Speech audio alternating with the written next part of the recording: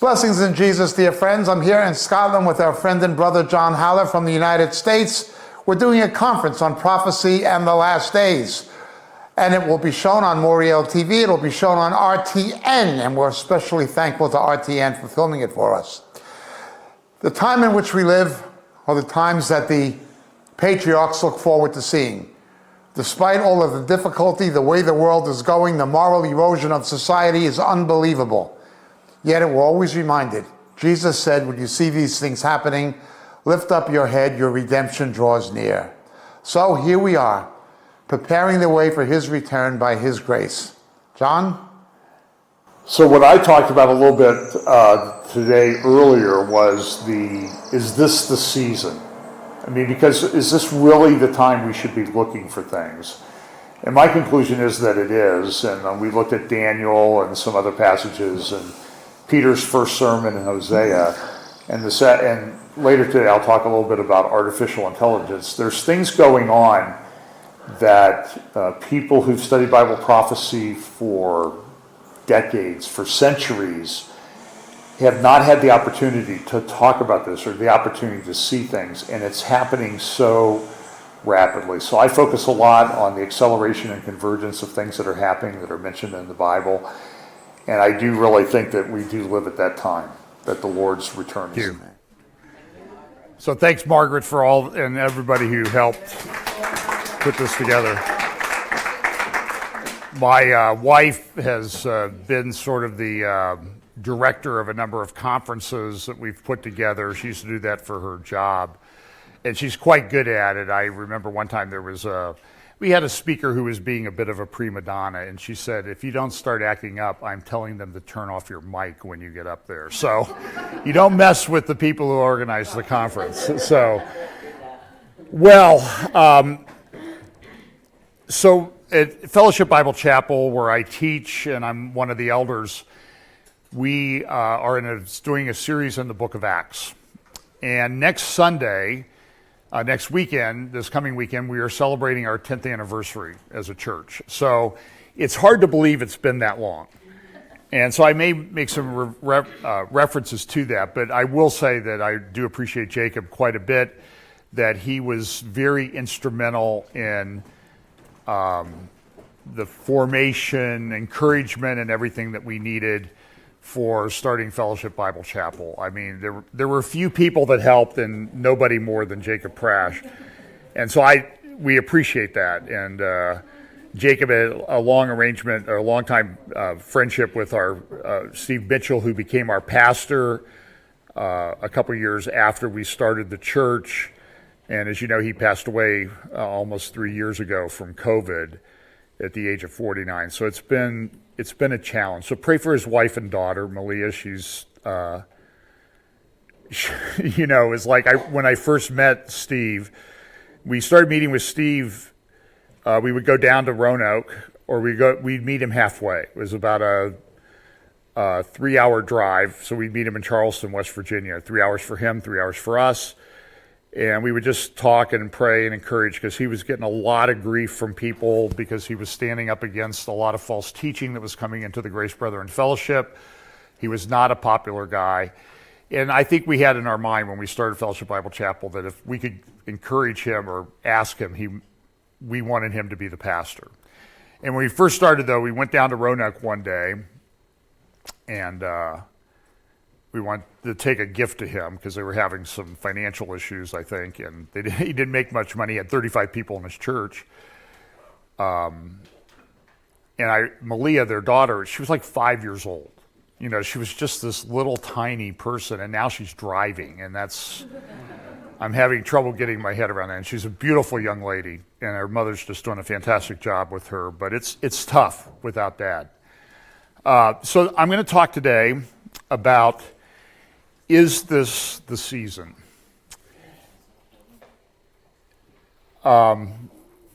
Jacob made a couple statements to me when we started putting things on YouTube. John, if you ever get known, you will gather your own collection of nuts. And that is sort of been true, but a lot of really great people. So none of you here are in that category. And I know you're comforting to know that. But people seem to be, and I'm sure this happens to Jacob, I've never really talked to him about it, people send me their ideas. They send me their timelines. They send me their books. There's one man, he sent me, I think he's written 6 or 7 books, all of which are 600 or 700 pages. He sent me, so when we moved, it was like, you know, the movers were like, what's in this box? It was this guy's books, because I don't, and they send me these enormous handwritten timelines and charts about how the end times are going to do that. And I remember I was looking through some old emails, and I came across one from 2017. And it was a very long, detailed email. And it usually starts off, John, I appreciate you so much. You do such a great job. And you're very close, but you're not quite there. Okay? And so he went into this long, and so this is 2017, in the spring of 2017, which Jacob referenced last night with the Psalm, or the Revelation 12 sign and that type of thing. And he said, you know, listen, you're just not quite where you just don't quite have your timeline right, because the Lord's coming back for the church in 2017, and everything's going to wrap up by 2024.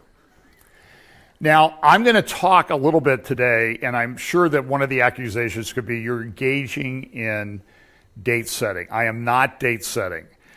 It is entirely possible that what I'm going to talk to you about today, is this the season? You will say in 20 years, I'm probably gone in 20 years anyway, so, you know, it's unlikely that I'll be here in 20 years. So you can make fun of me then, and I'll be with Jesus, and it won't make any difference. But we do not know the season. So what I'm going to talk today about is it sort of builds on a sermon I did a couple weeks ago on Peter's second sermon, at least the second sermon recorded in the book of Acts. And so we'll be in Acts, we'll be in Daniel 9 and some other places. But, you know, we've been around for, like I said, 10 years. And it was about 20 years ago that I first ran into Jacob at a conference. I didn't meet him at the time. I just heard him speak. And my reaction was, who is this guy, you know? How does he know this stuff? I think you spoke, it was at the John Higgins church in Phoenix. And I think your topic was When God Writes. At least that was one of the talks that you gave, which I think is a classic, and it's just phenomenal. And so it was around that time, I think Bill Koenig was at that conference in Phoenix, he'd become a good friend of mine. He said, well, you know, I was telling him we were going to California because my mother-in-law got remarried after my father-in-law died, and they lived half the year in Upland, California, and half the year in Ohio. So Bill goes, well, I do this conference for David Hocking. I'm like, well, I know David Hocking. I met David Hocking. He was a Grace Brethren. My dad was a Grace Brethren pastor. And I remember the first time I met David Hocking, I was about 11. And this was my reaction. Because you know David is like was at that time 6'8". He's not that tall any longer. But so I went to the conference, and Jacob was there again. And every time we went to California, Jacob is there. It seems like we kept running into him in California all the time. He'd be at Devore, we'd go up to Devore and that type of thing. And eventually he came to the church we were at the time and did a conference in 2012. And then that led to a series of things where they asked me to leave the church because I was divisive. I asked them at my trial, what do you mean by divisive? What are the biblical charges against me? And where are the witnesses? And you never told me. Your rules say that I should. They never gave me any of that information. And they said, well, you're divisive. I said, divisive by what standard? Well, under the standard of Titus, you know, reject a divisive man after the first or second warning. And I'm like, wait a minute, the word there for divisive is heretico. That's right. It's a heretic. It's someone who's teaching false. And the pastor had just started off the meeting with, John stands for truth more than anybody in this church. and on this elder board. And I'm like, how can you sit here and say I stand for truth more than anybody else, but then say I'm divisive man according to Scripture? I said, do you understand how stupid that is when you say it out loud? And then it sort of went on for a few hours like that.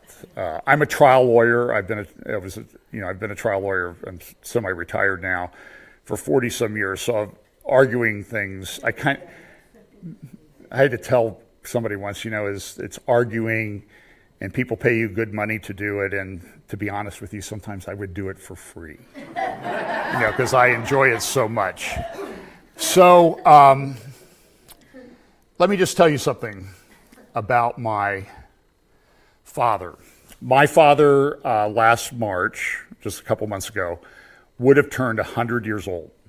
He was born in 1923 in Dayton, Ohio.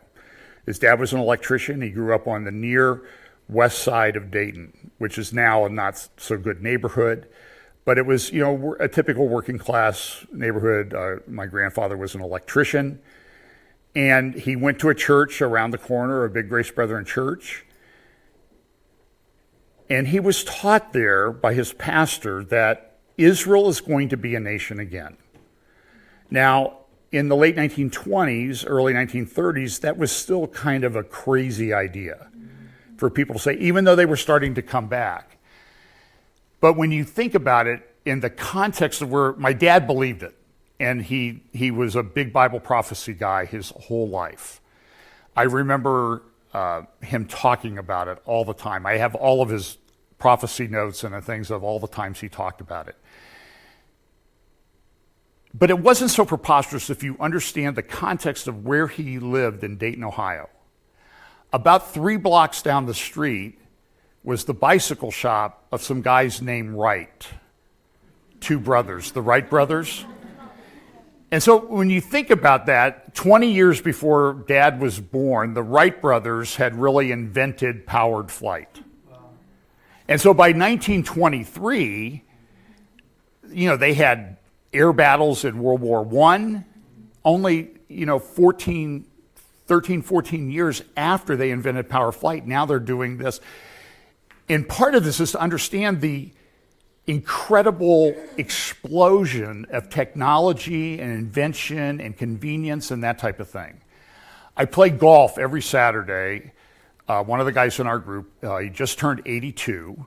He still drives the ball farther than me. It drives me out of my mind. And he's straight.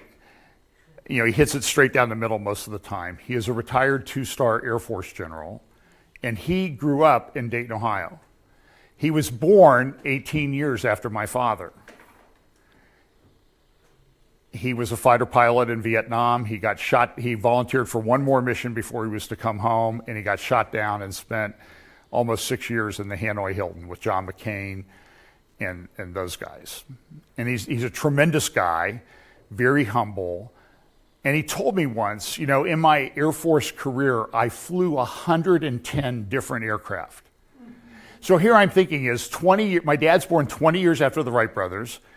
General Ed is born 18 years after my father, less than 40 years, and he flies over 100 aircraft in his career.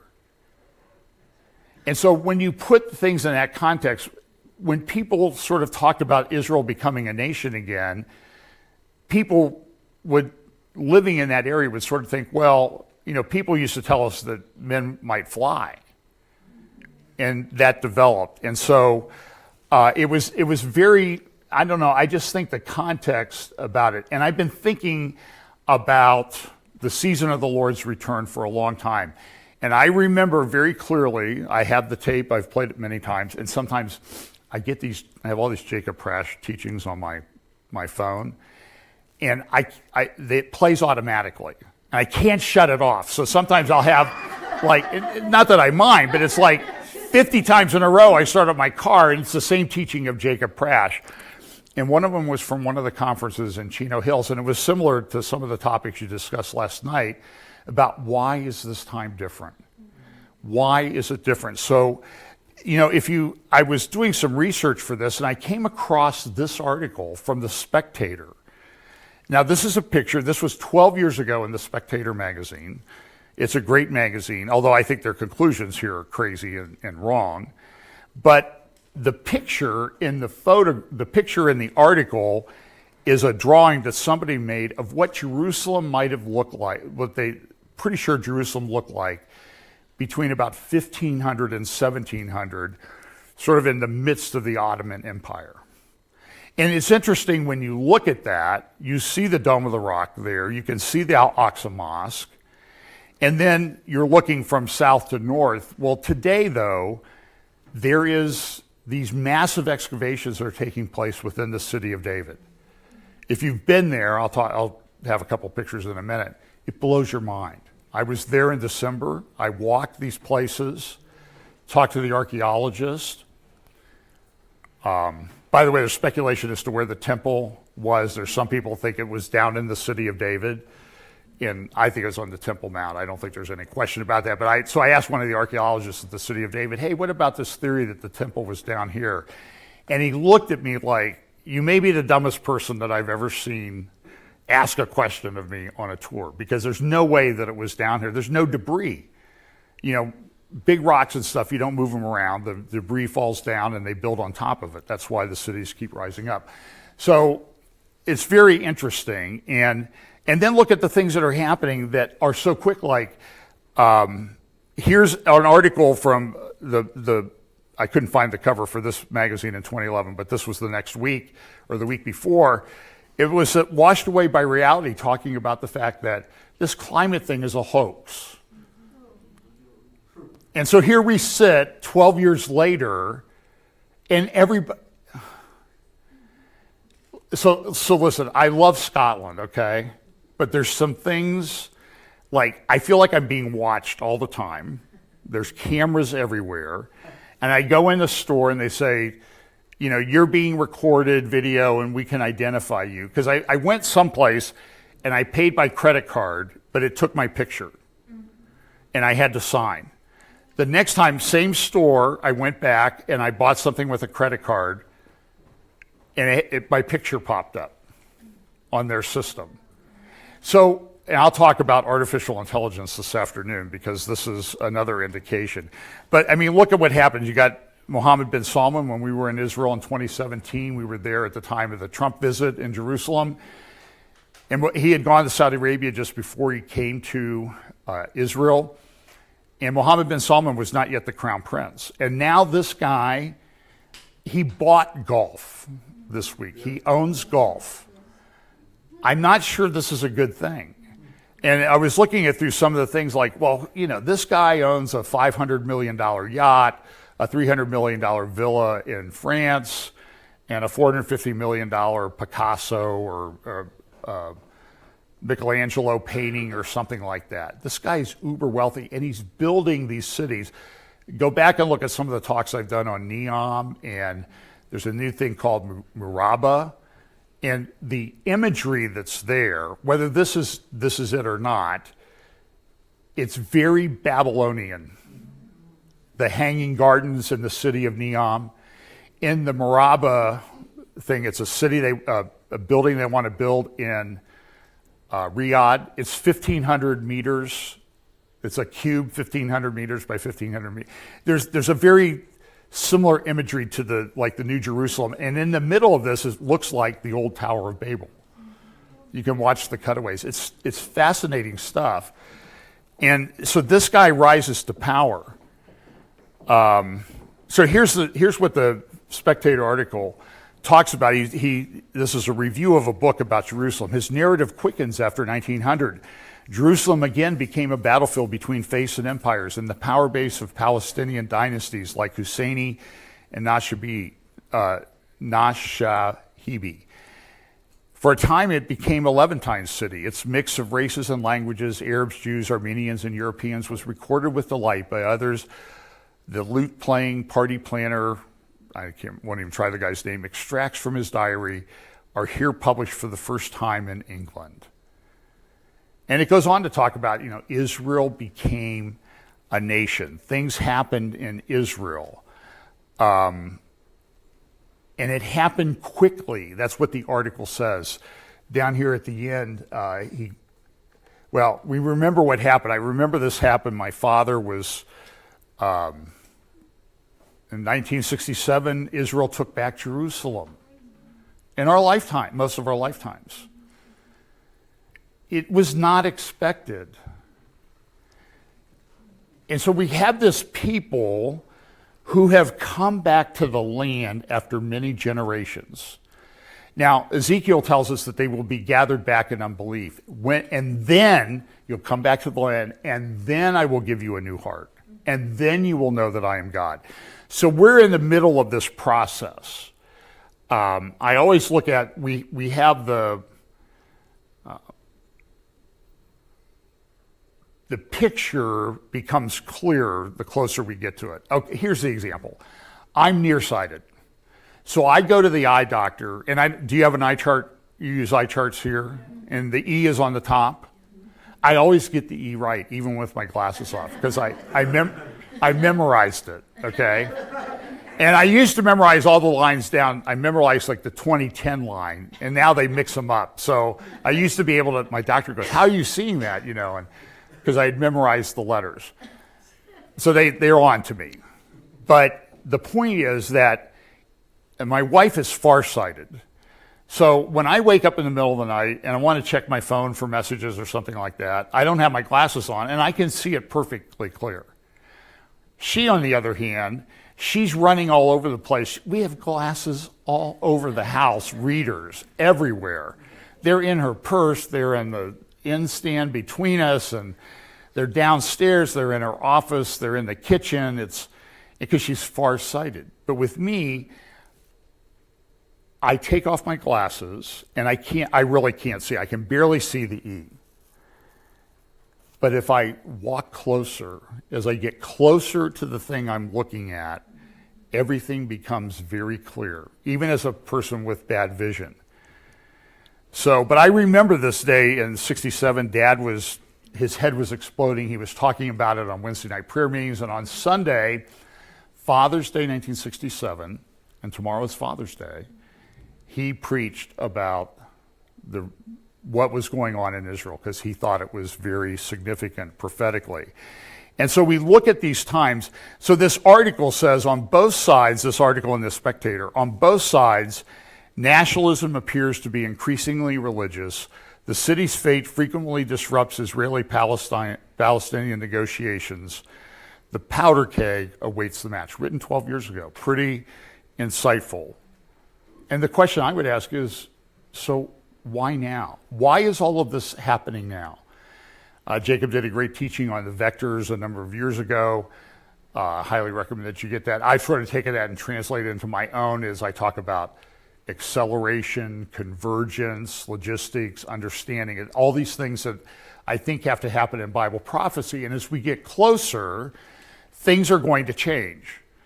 I often joke that the 30 minutes of silence in heaven is for all prophecy teachers to update their charts that they've used all these years. And I think that's probably going to be true.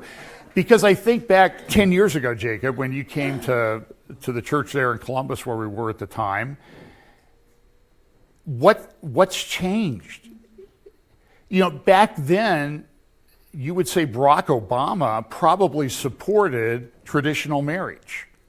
At least he faked everybody out to think that he did. But he said that. Nobody remembers that now. I refer to it, by the way, as the Biden administration, because I don't think Joe Biden is running anything. I think there's a power behind the throne, and there's a little interview that Obama did with Stephen Colbert a couple years ago. I'm sure you've probably seen the clip. I've used it a number of times, where he says, if I could sit in my basement in my sweats watching TV, and I could talk to some guy, and he has a headpiece, an earphone in, and I could just kind of run everything. I run everything from my basement. I could do that. So when in the last election, they had a debate in Ohio between J.D. Vance and Tim Ryan, who were running for the Senate, Vance being the Republican. So I get invited to the Fox News debate. It's going to be a Martha McClellan and Brett Baer show. And then after I said I was going to come, then Martha's producer sent me an email. I don't know why. She just said, "Hey, would you like to be on a panel of 12 earlier in the afternoon with Martha and Brett So I said, sure, So, by the way, when I went there, I went to the driving range, so I had on my short socks and my golf shoes, and I wore long pants, though, because it's a formal occasion, right? And you're going to be on national TV, and so I'm sitting there in the front row, and my wife's texting me, do you have on your golf shoes and those short socks? I can see your ankles on national TV. And I told her, honey, you know what? When any guy sees me sitting there like that, you know what they're thinking? There's a guy who's in charge of his own life. Nobody tells him how to dress. And she goes, you still look like a fool, so. But, and so when I had an opportunity to talk, I said something about the Biden administration has destroyed the energy business in the United States. And Martha McCallum's eyebrows about shot up into the top of her forehead. Oh, Biden, I can't believe you said that. But then I've seen other guys on Fox like Tucker and stuff referring to it the same way. And I don't know if it originated with me. I'll take credit for it. But I don't get any royalties for it. That's the problem. But today in Jerusalem, in the city of David, there are these excavations going on. Now think about the significance of this at this time in history. So you have here the Pool of Siloam, and then there was a processional way at the time of Jesus that went all the way up. It's about 600 meters. It's about 2,000 feet. Walk from the Pool of Siloam all the way up to the Temple Mount. And what they would do is the Pool of Siloam was like a giant mikvah. They would come and they would ritually bathe in it to purify themselves, and then they would go up to the Temple Mount singing the Psalms of Ascent, Psalms 118 to 132 or 134, somewhere in that range. And go read those.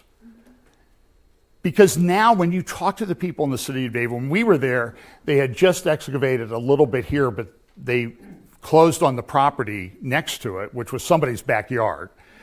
And now they're excavating the whole thing. And they were, in December, they had about 100 meters to go to make the processional way so that you could walk up it. And you can see it here on the right. And so this would have been above ground back in the day, and these would have been shops on each side. And you see places where there's a stand where somebody would stand and preach and teach, that type of thing, or they would sell wares, or they would make their case as the pilgrims were going up to the Temple Mount. But think of the significance of this, is that Jesus walked this road. In the road, there's a place where the guy told us they had, underneath the road is a drainage tunnel. And in 70 AD, they have found a coin down there. And it was a coin that was minted by the rebels in Jerusalem in 70 AD. And it says on it, for the hope of Zion. And he said, this, my friends, is where Jerusalem ended in 70 AD. But last year, my father, who was in 11 concentration camps in Germany and Europe during World War II and survived as a child, we came here together. And he said, I want to go down in that tunnel because I want to relive the oppression I felt and my forefathers felt in this tunnel.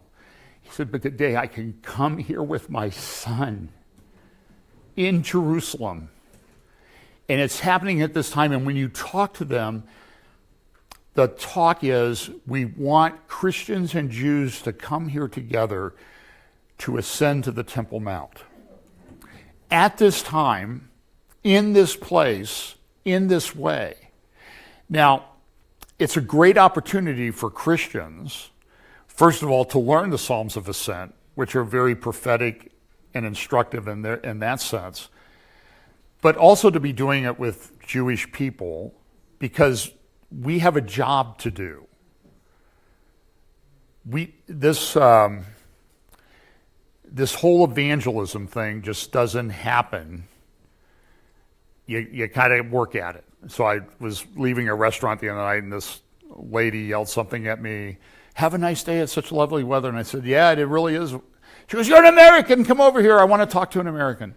And there were a few other guys, and soon found out she claimed, well, I was christened as a Catholic, but then I was baptized as a Presbyterian, so am I a Christian? And then the guy sitting next to her, he goes, well, I was christened as a Presbyterian, but I'm a Freemason now.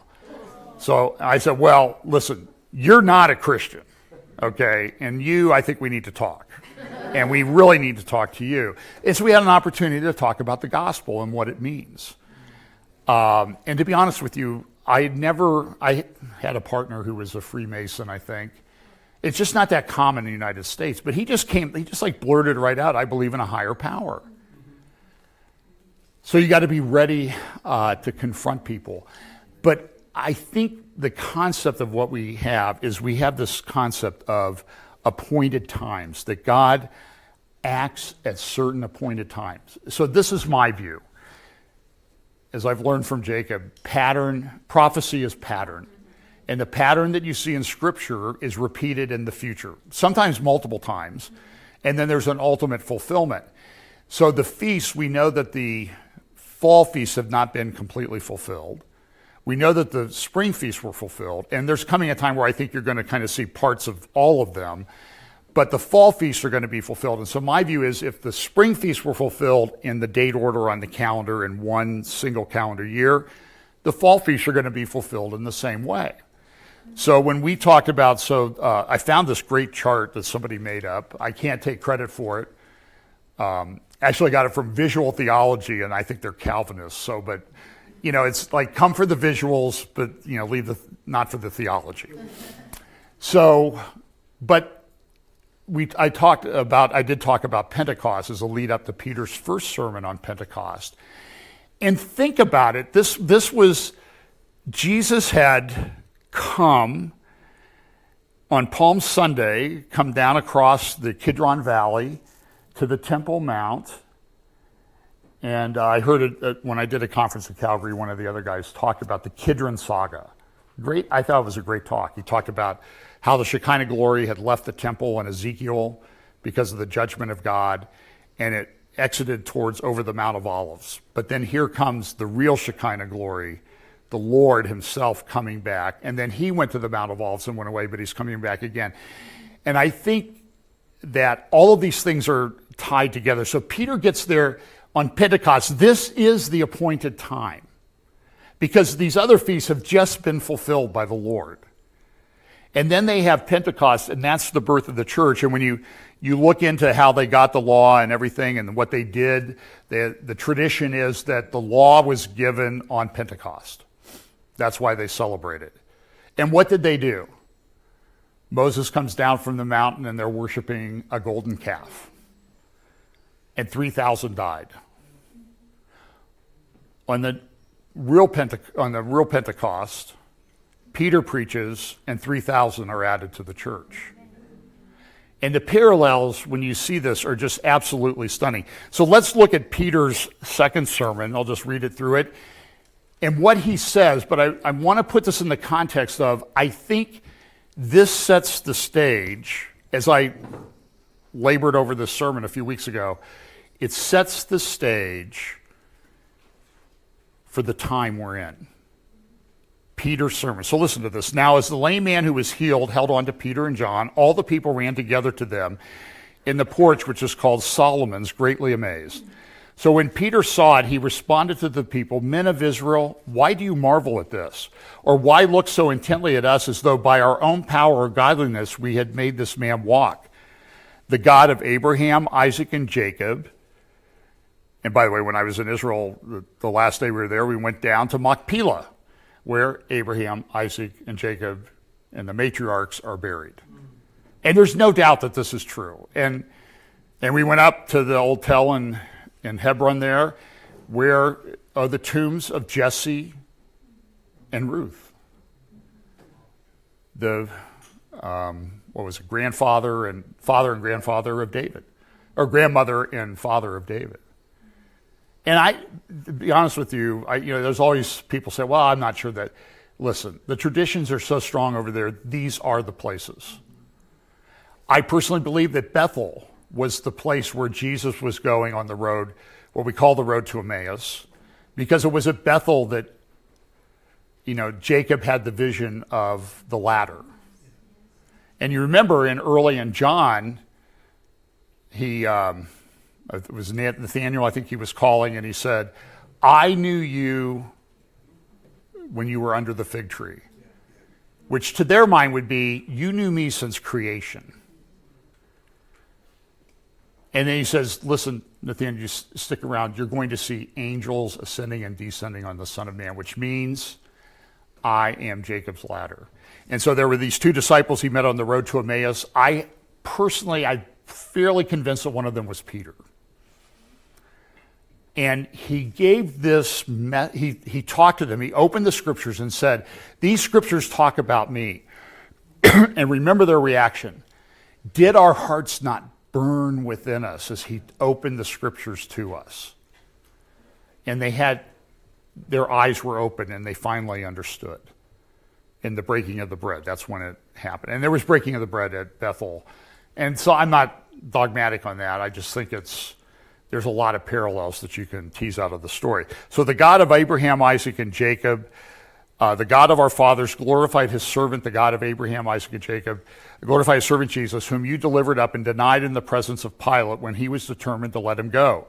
But you denied the Holy One and the just and asked for a murderer to be granted to you and killed the Prince of Life, whom God raised from the dead, of which we are witnesses, and made in his name, through faith in his name, has made this man strong, whom you see and know. Yes, the faith which comes through him has given him this perfect soundness in the presence of you all.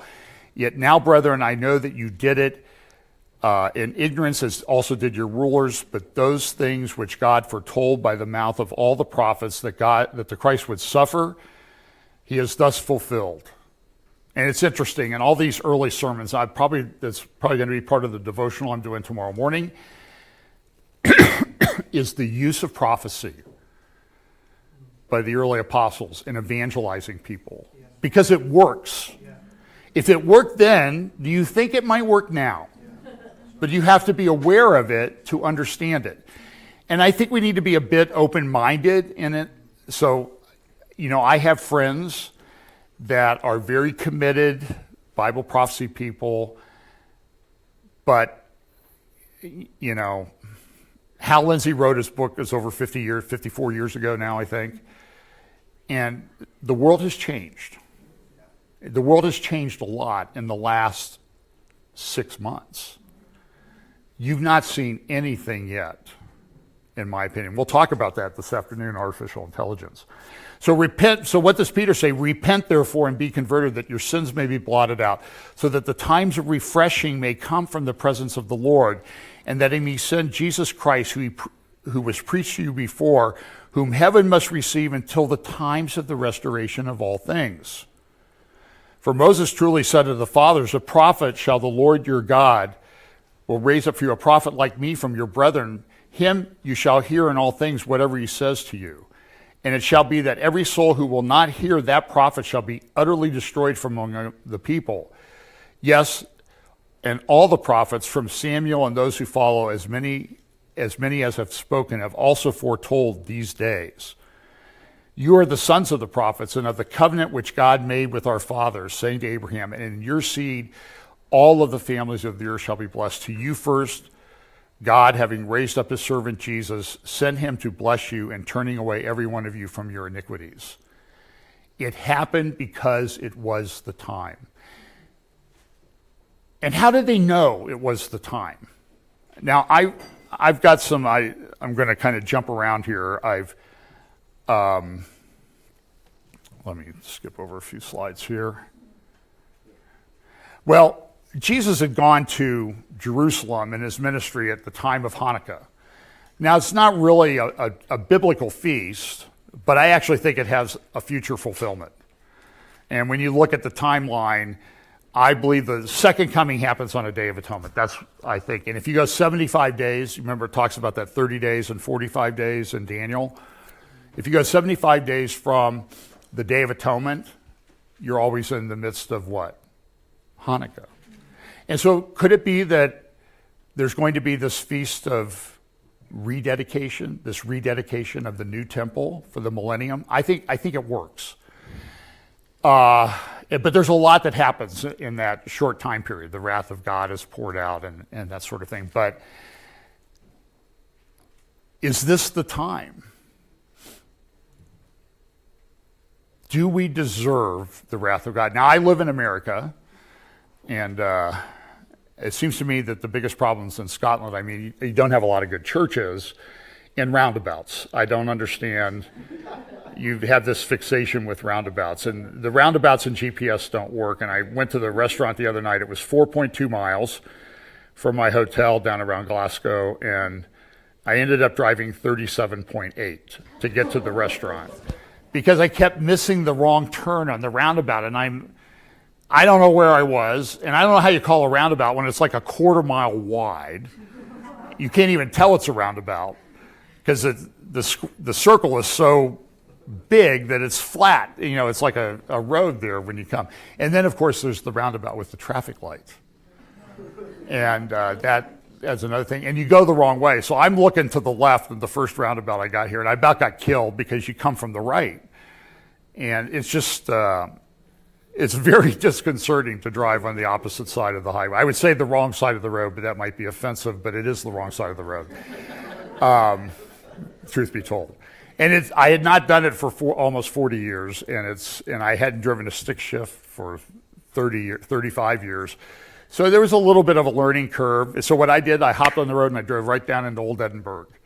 But you know why? Because the speed limit's 20. So I figure how much damage can I do at 20 miles per hour? So nothing happened. The Lord protected us, protected me, and I'm here. But we live at this incredible time where we're seeing, you can argue whether this is the fulfillment of things. But so what happened was, let me see if I can, all of these scriptures are connected. This is a chart that somebody prepared, like this is Revelation, and it shows all of the connections in scripture. It's unbelievable. I don't know that AI could do this, especially over a period of thousands of years. But you'll hear some amazing things from AI right now that it's a religion. And I don't know if it's the final religion, but it certainly plays into it. So one of the things that's talked about is Solomon's Porch, and this is the Temple Mount at the time of the Second Temple, and Solomon's Porch was here along the eastern side of the Temple Mount. So this is what it sort of looked like looking. So Solomon's Porch would have been in this area here. And Josephus tells us that when the temple was destroyed in 70 AD, destroyed by the Babylonians in 586 BC, that Solomon's Porch was not destroyed.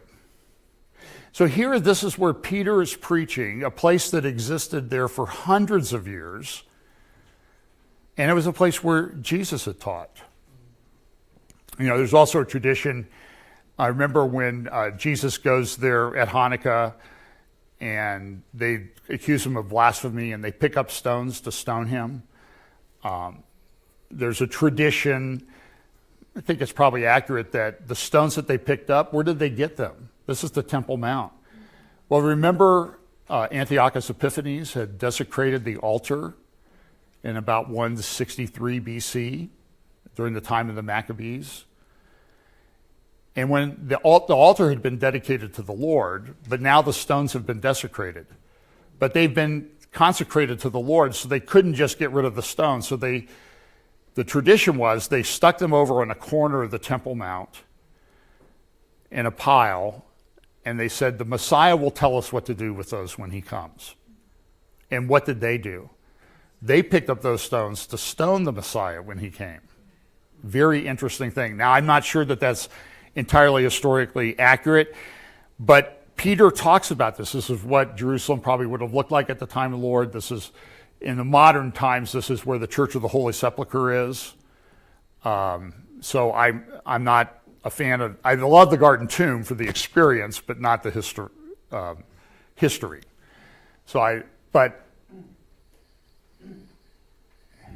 And now, the problem I have is I have a rabbit trail mind. It's very easy for me to go down a rabbit trail. But understand what's going on in Jerusalem. I'll tell you what, I'm going to talk about it later because I actually have slides for that. But so the first temple was there, and talks about it in First Chronicles about Solomon's porch. And so now we live at this time, the Feast of Dedication. This is Jesus talked about. He came as Feast of Dedication. It was winter. And so it would have been so you kind of see it here on the calendar. Here's the fall feasts that are coming to be fulfilled in his time of his second coming. Let's see here.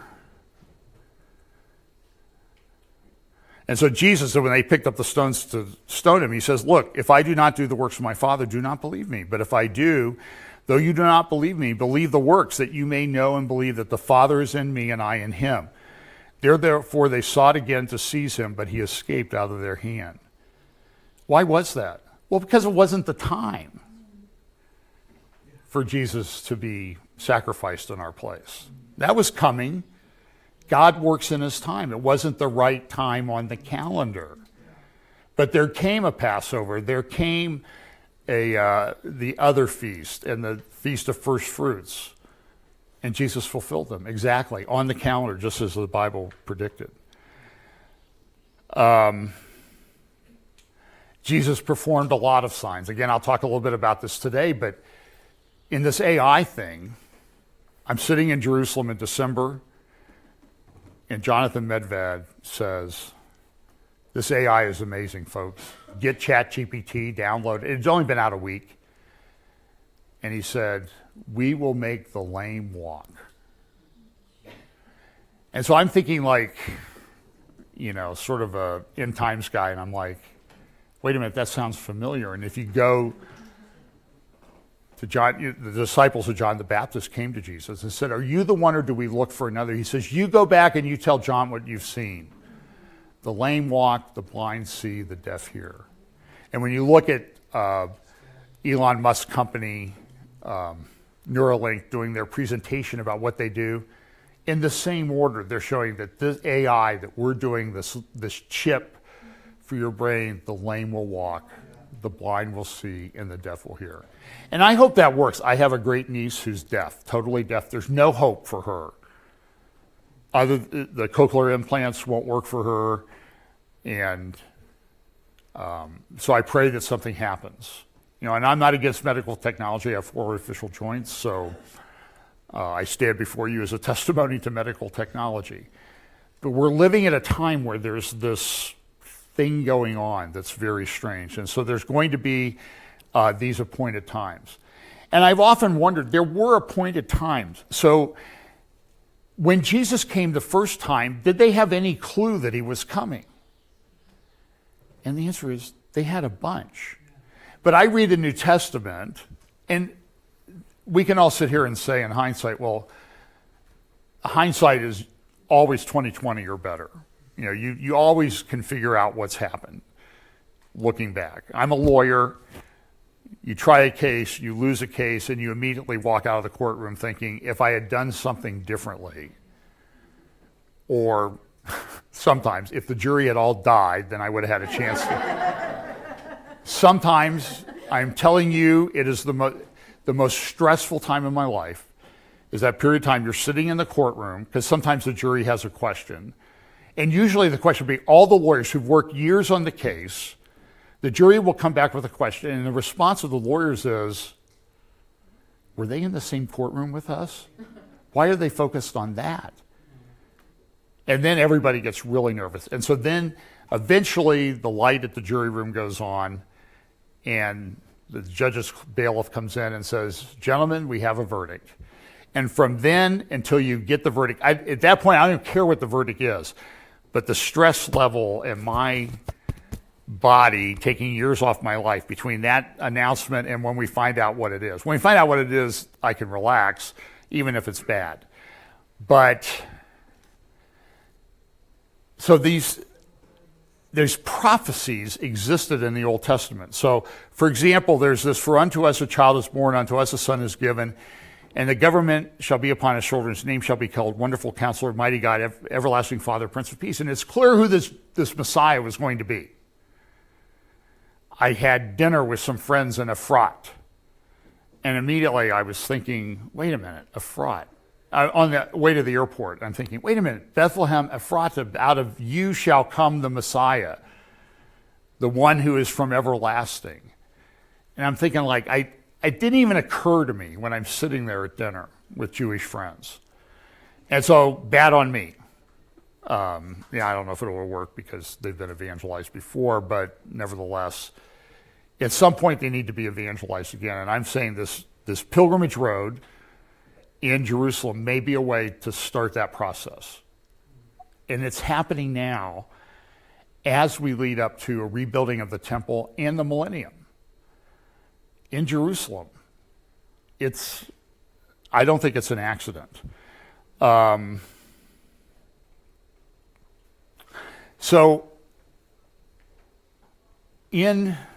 There's also another prophecy.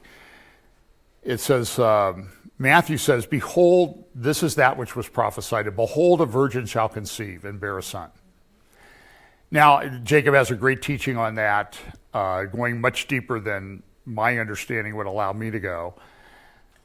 But I'm thinking of this, it's like, so this prophecy exists, and Matthew can declare with certainty, this is that which was prophesied. And so the question becomes, in our time, are we getting to the point where Bible-based evangelical preachers, teachers, are going to get up in front of a crowd like this and say, this is that which was prophesied? I think we're on the cusp of that. Yep. I have no doubt in my mind. But I also wonder, it's like, well, they missed it. I mean, I've often asked the question. I'm a lawyer, so I like to ask questions, particularly of other people. I don't like to have them ask of me. That's why I'm the lawyer. But I'm wondering were they running around Israel in the time of Herod, checking for pregnant virgins that might be of the line of David for the Messiah? It's prophesied. And so sometimes these prophecies are best viewed in hindsight, after they happen. But there's a lead up to it where you need to be aware of what's going to happen. And the disciples had the advantage that Jesus was right there telling them. But we're at a time where our evangelical preachers and teachers, pastors, ministers, going to stand up in front of their congregations and say, this is that which was prophesied. Now, I think this is a very dangerous area. I think it has to be something established by the mouth of 2 or 3 witnesses. I don't think it should be a guy. I figured out the clue. When this Revelation 12 sign came about, or the September alignment of the stars, I had some friends that just went crazy over it. This is it, this is it, this is it. And one of them, when it turned out really, some of them still say it was it, it's just not, totally apparent to everybody else, but we figured it out. But I have a friend, I spent many hours with him on the phone. This guy,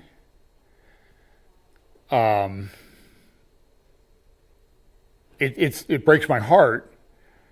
I've not talked to him since. When it didn't become fulfilled, he went down a hyper-dispensational path like nobody I've ever seen. And that very little of the Bible has anything to do with the church.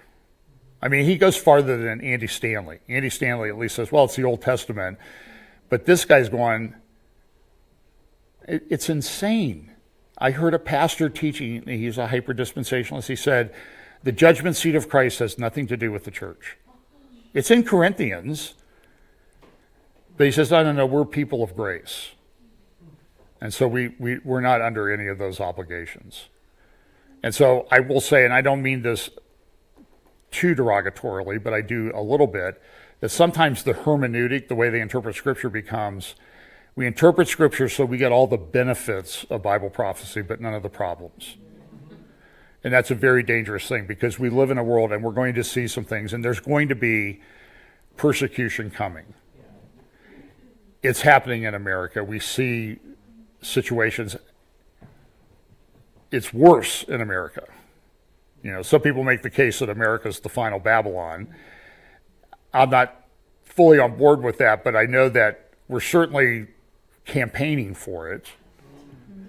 When you put the transgender rainbow flag at the White House, at the seat of our power, in between two American flags, which is totally inappropriate. And then when you're questioned about, well, we just want to celebrate Pride. And the whole month is devoted to Pride. I mean, what's one of the really bad sins? Pride. What started it all? Pride. And the question, has God said? And we have this insanity of this transgender movement. They're mutilating children. Back in 1987, Paul McHugh, who is a psychologist at Johns Hopkins did the first gender transition surgery in America, in the world, I believe. And what they did was they studied this. He wrote an article in the Wall Street Journal back in 2013 or 2014, I think. You can look it up. And he said, we did research because the narrative was that if we don't do this, these people will commit suicide. And what are they saying now? If you don't do this, people will commit suicide. We studied it. The facts that came through to us in the study were that the people who had the surgery were 19 times more likely to commit suicide than those who did not. And so, do you understand we live at this time where people believe these incredible lies? The climate is going to kill us next year. They've been saying for 20 years. Al Gore made $100 million off of that nonsense. Flying around in his private jet, telling us not to fly around in your private jet or drive your car. And it's just the insanity of the world. McHugh recently had an article that he published with some other people where there was a study that said we need to do transgender surgeries because they'll commit suicide. And this is what everybody relies on. And now it's coming out that the research is incredibly faulty and should not be relied upon in any sense. But do you think that's going to change this? I saw videos of the Pride parades in San Francisco. In Columbus, Ohio, they claim they have one of the 2 largest Pride parades on the planet. Hundreds of thousands of people. They're dragging their kids down there and they're simulating sex acts, half or even naked at times, on the street. And they have their kids there watching it and they're applauding. How do you call that anything other than grooming the children and desensitizing them to this evil? It's insane. So let me scoot ahead here.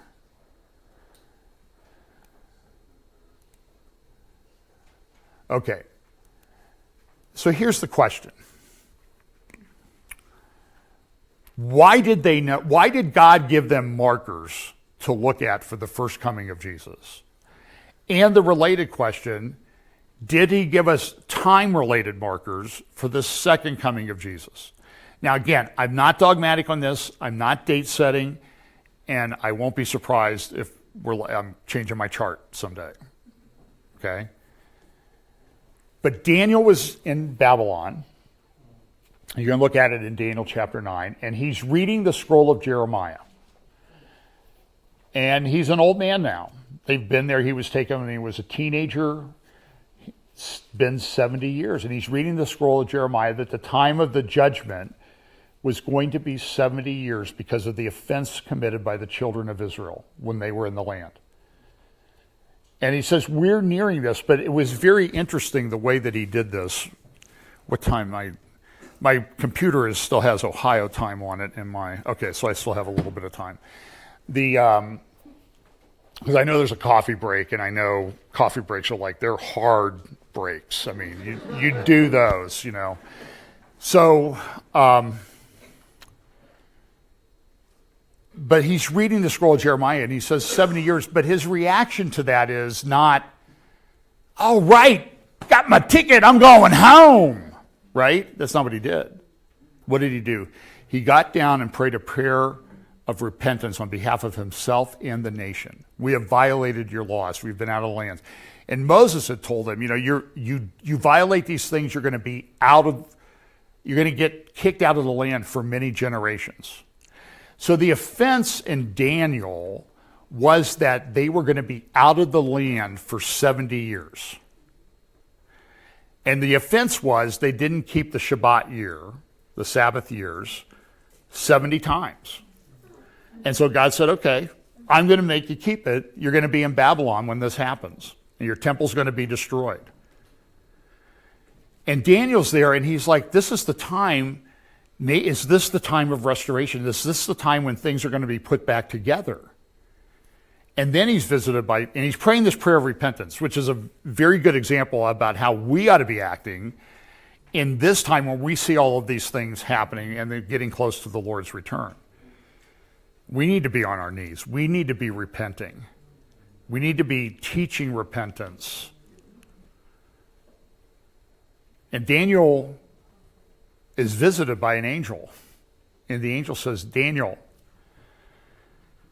it's not 70 years, Daniel. It's 77s. So he gives this prophecy to Daniel, the 70 weeks. We all know that in Daniel 9, 24 through 27. And it's interesting, Jacob, I follow a lot of different prophecy groups. This is a very controversial topic. Is the 70th week all future? Has it partially been fulfilled, all been fulfilled? And listen, Jesus fulfilled everything he was supposed to fulfill at his first coming perfectly. But Satan's a great imitator. So I think Satan's going to imitate the ministry of Christ, and he's going to be given that power for 3.5 years to rule. So, we can argue about that. I don't think it diminishes the work of the Lord or anything like that if you think it's all 70, the 70th week is all future. Certainly there's going to be this time and season, and you see all these things that are going to be happening. But Daniel lived in Babylon, and it's likely that he died there. There's no indication that he ever came back to Israel. He served in the Medo-Persian Empire. It's also a good example is everybody says, oh, you shouldn't be involved with this evil, bad government. Daniel was a leader in Babylon. So don't tell me that I shouldn't at least try to preserve things the best way that I can. Knowing that I'm not going to build a kingdom or anything like that, but there's a preservation thing that we can do as Christians. But that message got passed on in Babylon. Because in the New Testament, you see that there are these magi, wise men came from the east. Why? Why were they even paying attention to this? I think they believed the prophecy that Daniel was given about the 70 weeks, and they're sort of calculating and backdating things and he would be about this age and he's going to get cut off, which means he's going to be killed. And so they came because they said, where's he that's been born King of the Jews? And we know the reaction of Herod to that. But they were ready because they had the prophecy of Daniel, just like Daniel had the prophecy of Jeremiah. And so there's an accountability. We have all these prophecies now. We should be studying them. And Daniel talks about a time Jesus addresses the issue. His disciples came to him in the Olivet Discourse, Matthew 24, also in Luke and Mark. But they said, what's going to be the sign of your coming and of the end of the age? And he goes through, and the first thing he says is, be careful that no one deceives you. So we are, I don't think we're coming into, I think we are in an age of unprecedented deception. When you look at AI, when they study it, Microsoft invests $10 billion in AI. They do a study, like a due diligence study, to see if our investment's going to be worth it. They have accountability to their shareholders. And it comes back that really the best thing that AI is really good at is disinformation. So that a lawyer asked it to prepare a brief, and the thing made up a brief and cited cases of support, took it to court, argued it, and then they looked at it afterwards, and what did they find out? All the cases were made up. There's been others where they've done like a research paper, and it makes up sources, and it's all fake. And it's fooling these really intelligent people because it's good at disinformation. Now, so put that in the context of Jesus' warning 4 times, not once, not 2, 3, 4 times in Matthew when his disciples talk about it. He says, take heed that no man deceive you. There shall come great deception. And then he sort of wraps it up in Matthew 24:15. And he says, I have all these slides, but I'm way out of order now. That's the disadvantage of slides. Wait a minute. Should I have AI make me up a nice slide deck so it catches up to where I am? I saw this thing yesterday. Use AI to teach your congregation. I know pastors are using it. It's true. It's making, you're going to hear Yuval Harari this afternoon. Unbelievable. Rewriting the Bible or writing a new one. Like Rick Warren hasn't been doing that for the last 40 years. Twisting it around too. So we live at this time of unparalleled deception. But these wise men in the East knew it was around the time. And so when Jesus said to the disciples, as Jacob referred to last night, you know, the prophets long to see the day that you're living in. That principle applies to us. I'm sure that the prophets that wrote about the time that we live in long to see the day when the Lord will return and do the restoration of all things. So let me ask you this. If Israel was put out of the land for 70 years for violating the Sabbath year 70 times, Peter alludes to this about what offense. So let's look at Hosea chapter 5. Now, I know, I'm not Dave Center or anything like this, but Hosea chapter 5, verse 15. I will return again to my place till they acknowledge their offense. So if this is speaking of the Messiah, did the Messiah return to his place? Has he still in his place today?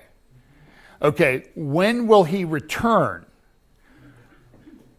Till they acknowledge their offense. So if they're out of the land for 70 years for the Sabbath year, Peter identifies the offense as you crucified the Lord of glory. You acted ignorantly, but you did it. And you said, they say, his blood be on us and on our children. Boy, they got what they asked for. Sadly. I mean, they're no worse than us, by the way. You know, it's just, but it's the context of everything that's happening. And so we have, what is their offense? So if they're out of the land 70 years for not honoring the Sabbath year, how long might they be out of the land for participating in the crucifixion of Jesus? And by the way, it had to happen. If it didn't happen, we would be in a world of hurt today. But still, there's a principle there. Is their offense this? Is there punishment? And is this, they're going to acknowledge this? Then they will seek my face in their affliction. They will earnestly seek me. Jesus, well, let's finish up on Hosea. Till they acknowledge the offense, then they will seek my face, in their affliction they will seek me. Hosea chapter 6. And remember, there are no chapter divisions in the original text. Come and let us return to the Lord, for he has torn, but he will heal us. He has stricken, but he will bind us up. After 2 days he will revive us. On the 3rd day he will raise us up that we may live in his sight. Now, the theory is that the 2 days, there's one theory out there, what's it called, Chileanism or something? And it's a theory that there were 7 days of God's plan. So 6 days from creation till the Messiah returns, and then the 7th day millennium. I don't know if you can make that work. So we have partial preterists and everything. So I call me a partial Chileanist, at least at the present time, in that, you know, I think it's hard with historical records and everything to make the 6-day, 1 day work. But the 2-day, 1 day thing still seems to be a bit of a lock.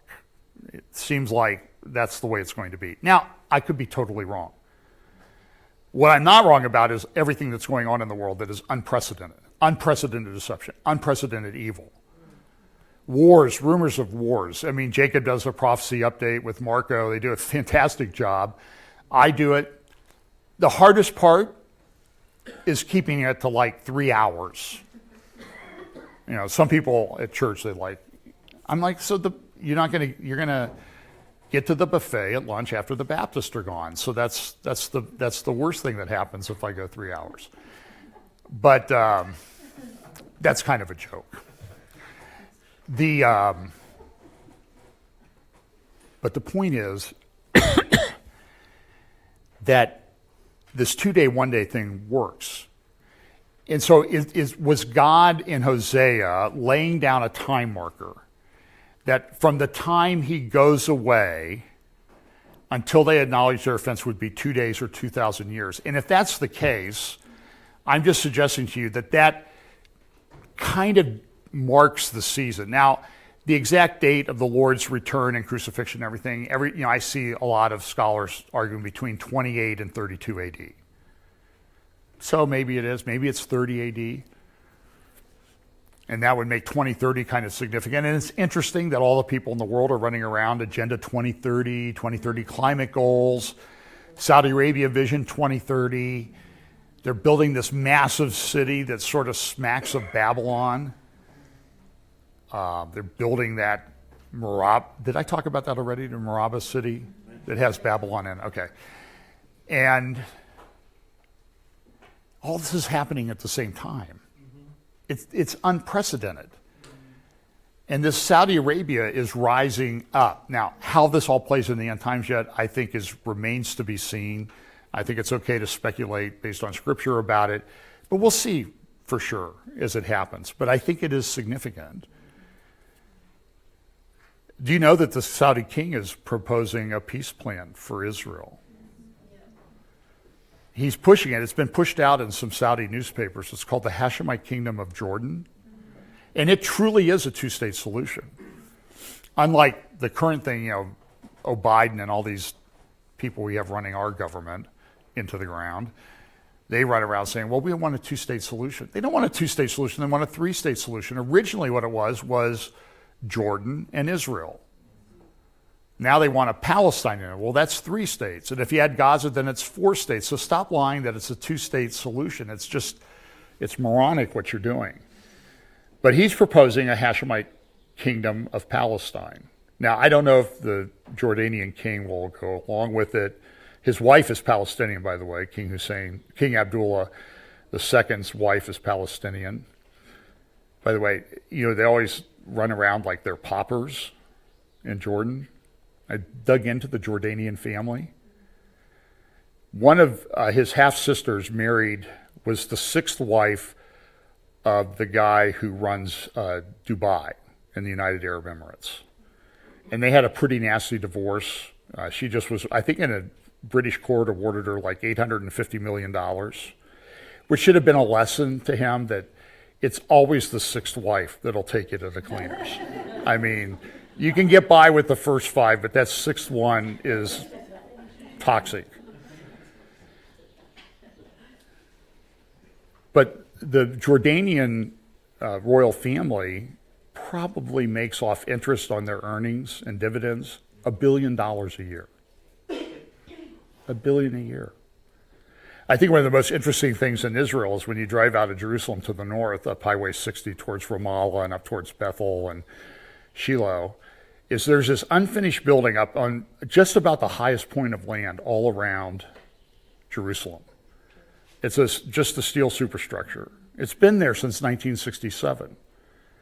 And what is it? It's called Gibeah, And Gibeah, when you understand what everybody thinks this is the place of Gibeah, Gibeah was the capital of the tribe of Benjamin. Where did the first king of Israel come from? The tribe of Benjamin. Why was King Hussein building his palace on top of that place? Because it was a statement to the world, we are in charge.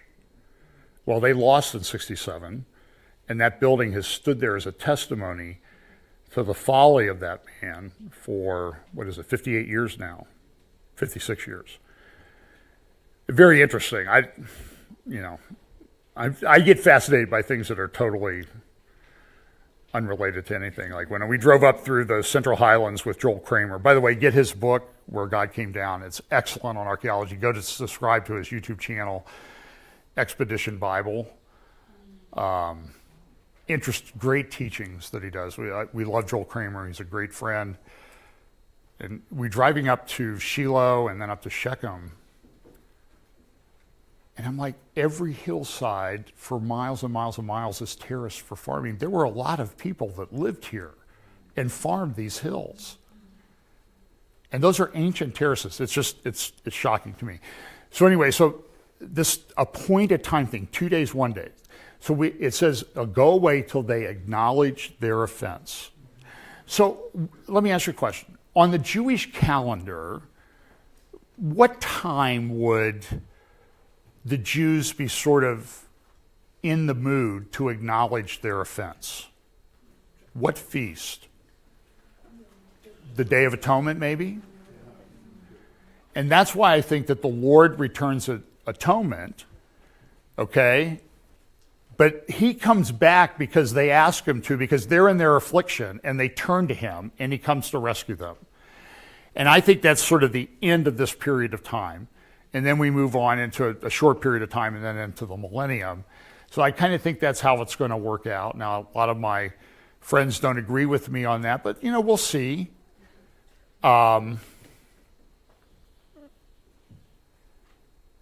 Because we live at such a incredibly interesting time. And it's a troubling time. I don't like what I'm seeing. I don't have any children, but we're never able to have any, but I have great nieces and nephews, probably 14 now, I think. I think it's 12 girls and 2 boys. But I wonder what this is like for them, what it's going to be like for them. They go to public schools, some of them. And you try to make people understand around you. Public school in America is completely different. Oh, is it? Yeah, public school in England is a exclusive private school. Okay. State schools. State school, okay. So we have state schools, we have private schools as well, but anyway, so I thank you for that indication. It's always interesting, the language, because one time I talked about removing an item of clothing, and Jacob said, I don't think you want to talk about removing that item of clothing, because you think it's something that it's not. And then everybody's looking at me like, what are you talking about, man? I took off and hung them up, and I refer to them as a thing that means something different to you. So it's the same language, but it's a different culture, that's for sure. So we have this period of time, and I think at this time, this Day of Atonement, this is when the Lord returns, and Israel's acknowledged their offense and returned to the Lord. And we have this period of time that we're coming up on. We have this period of 3.5 years, where this Antichrist will reign. I've tried to figure out, whenever I talk about things like this, I always get these emails. Well, the scroll, you don't know the scroll's open until the whole scroll is opened. And so I think, well, maybe the scroll is, the seal breaks and they can unroll that part. Then the seal breaks and they unroll the rest. Maybe that's the way the scroll is. I think that's the way it is. But I also think that these things that are going to happen, like with the horsemen, the seal opens, and we can argue about when the seal opens or not, but that it's not the seal opens and you're at the apex. It's a process, okay? And they'll all be operating at the same time. But can you imagine what the chaos is going to be like in the world, even compared to what it is now? I mean, I remember the Cuban Missile Crisis in 1962 under President Kennedy. I was 8 years old. And I remember coming home, watching every day on the paper, the black and white television, a tube. You know, you'd turn it on and you'd go fix your lunch or dinner or something and come back and it would finally turn on. And then when you turn it off, it would go down to that little white dot that would stay there for about 2 hours. And I remember watching the UN and everything. And I remember asking my mother, are we going to have a nuclear war? And now we have this thing in Ukraine going on. And the question again is, are we going to have a nuclear war? And it's very, very possible. It's not out of the realm of the possibility. Particularly when you have people who are Romans 1 people in charge. It doesn't end well. So be in the Lord. The Lord will take care of his people. So, you know, Peter acknowledges that this was their offense, that this is probably the offense that they had, and that, you know, this time is coming where everything is going to be done. And he concludes where he talks about the covenant in Acts chapter 3, which God made with our fathers, saying to Abraham, in your seed shall all the families of the earth be blessed. And I've been to Mamre and Hebron. This is a picture, aerial picture of it. This is where God met Abram by the oaks of Mamre. And you can go and you can see right here, there's a circular thing. I was there with Joel Kramer. He said, what do you think that is, John? I said, well, it's probably a cistern. He goes, no. Read the Bible. God met Abram by the oaks of Mamre and gave him the promise of the coming child that he would have, and in him all the nations of the earth would be blessed. And that's probably where the oak grew up, through the bedrock. And this has been a holy place. Here's another aerial view of it from Joel's book. You know, and it was built, Herod built there. Herod built 3 places. He built at Mamre, he built at the Temple Mount, and he built at Caesarea? No, it wasn't Caesarea. He built at Temple Mount, Mamre, and Machpelah, the promise of the Messiah.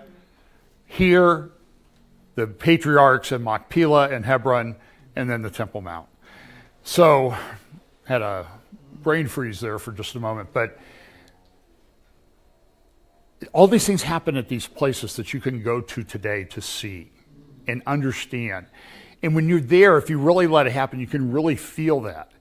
But it also says in that passage in Genesis chapter 18 that 3 came to talk to Abraham.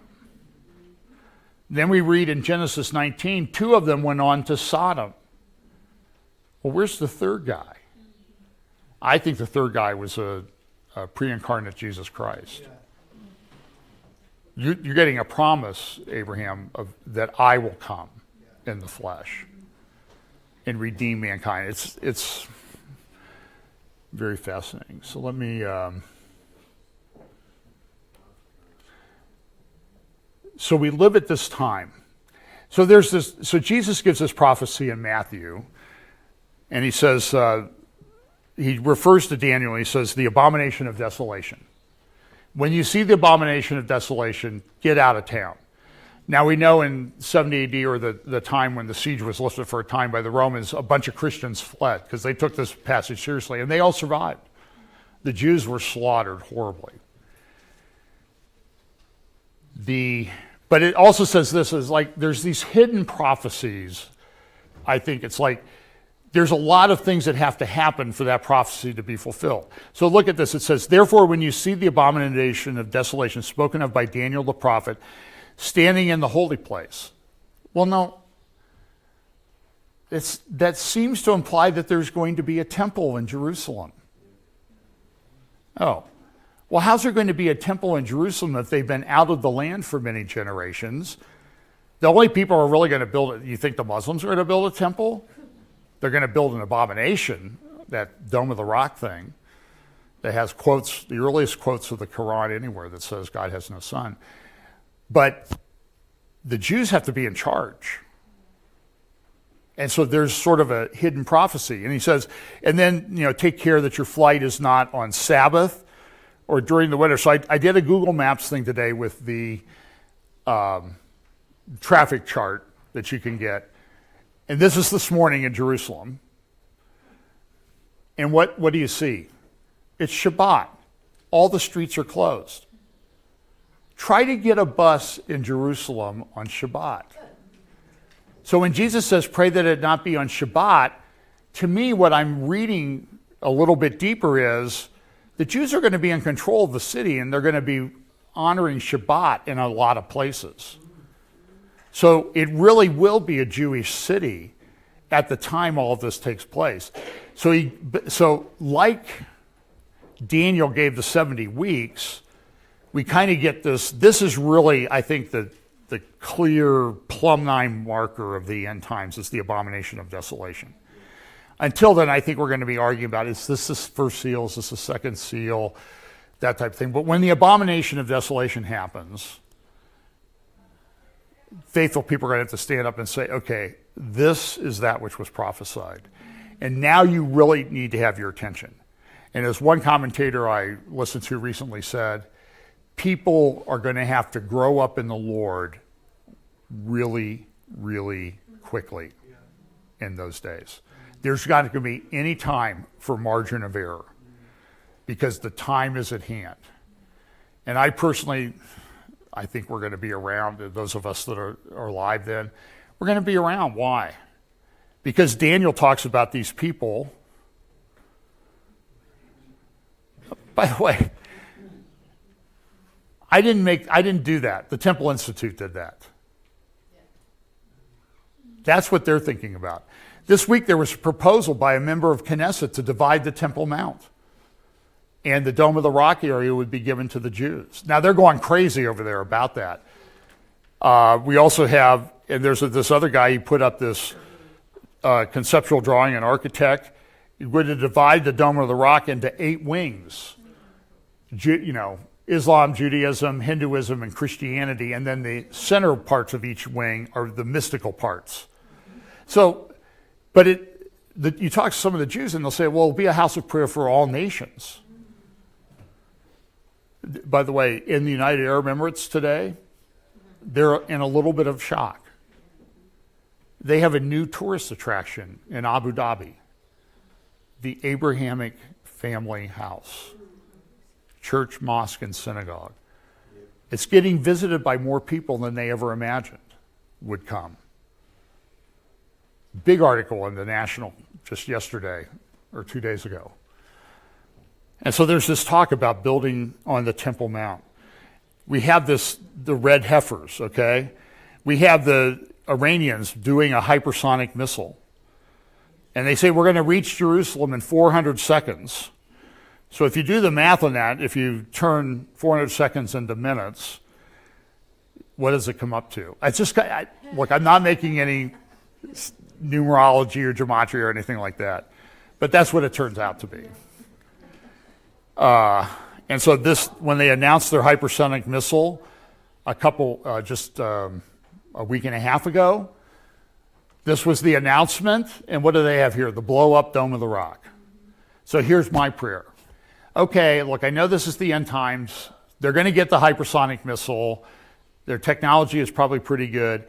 So maybe AI will take a look at images that have been generated by the Iranians in connection with the announcement of their hypersonic missile and say, oh, well, this would be a good target. Okay? When they were shooting rockets at the First Gulf War, the Orthodox Jews used to run to the Temple Mount praying that one of those Scud missiles from Saddam Hussein would hit the Dome of the Rock and get rid of that. That would sort of speed up things. So maybe they'll participate in their own destruction. This is kind of an interesting video. This is Raphael Systems, and I'll close with this, because this is the time we live in. So Raphael comes out with this thing, and they do all kinds of high-tech things for the Israeli Defense Forces and Air Force. They're developing a hypersonic defense missile. This was just released, I think, yesterday. Because people say, well, Russia has this, and China has this, and now Iran. And they're saying we can shoot it down. So the other thing that happens is, look, we know that these people are going to be here, and Daniel says at the end, at the appointed time, Okay? There's going to be a temple. And when you go over to Isaiah chapter 63, I'm not sure this is exactly the reference, but it does, there's this verse, 63:18. Your holy people have possessed it but a little while. Is that a reference to this future temple that they're going to have? And it's interesting they call them holy people too. That's a whole nother thing. Probably people that are going to be holy, I think, is a better understanding. But and then Daniel 12 talks about those who are wise shall shine like the brightness of the firmament, and those who burn or who turn many to righteousness like the stars forever and ever. And so we have the passage in Hosea again. So I'm a real pushover for videos like this. This is a guy who's colorblind. And have you heard of these chroma glasses? They look like sunglasses. And they put them on. And this guy, for the first time in his life, he's probably in his 60s, he's seeing color. And look at the awe and wonder that he has. And I see these pictures of little kids who have bad eyes, and they put glasses on them, and for the first time they can see their parents' face, and they light up. Or the people who've been deaf, and they get an implant, and they can hear, and the wonder that they see. And he's just like, oh my. And then he looks down and he says, oh, blue jeans. And then he has a very interesting reaction. He's going to walk out into out from under the picnic shelter there. And he's like, so here's the point. And you're going to see a young child whose dad is giving him glasses. We are all going to have this experience when we see the Lord. And we will see things that you cannot imagine. What is this? Eye has not seen, ear has not heard the things. This is just a little glimpse of that. But to get there, we need to be people of the book. We need to be in the scriptures, repenting, holy, all of these things. And then we need to be telling other people. Because there's a time coming. I already get it. Years ago, I had one of my female partners walk into my office. And she went to a vineyard church. That's a whole nother 18 teachings, as you know, from listening to Jacob all these years. One of the worst in the country, by the way. And she goes, is this the end of the world? And I said, Karen, I think you know what I talk about and teach about. You really want to ask me that question? And I told her, we're getting there. And so that's one of the issues I have with timing of the rapture, is that if you remove everybody in the world who's a godly believer, how are people going to know and understand unless there's somebody here to touch them and tell them? And God never leaves people without a witness. So understand the scriptures. Be the people in Daniel that he talks about. The verse I quote every Sunday. The wise will understand. The wicked will never understand, but the wise will understand. In Daniel 11, it says the wise will instruct many. So let's try to be wise people, because it's never more critical than it's been right now. Thank you.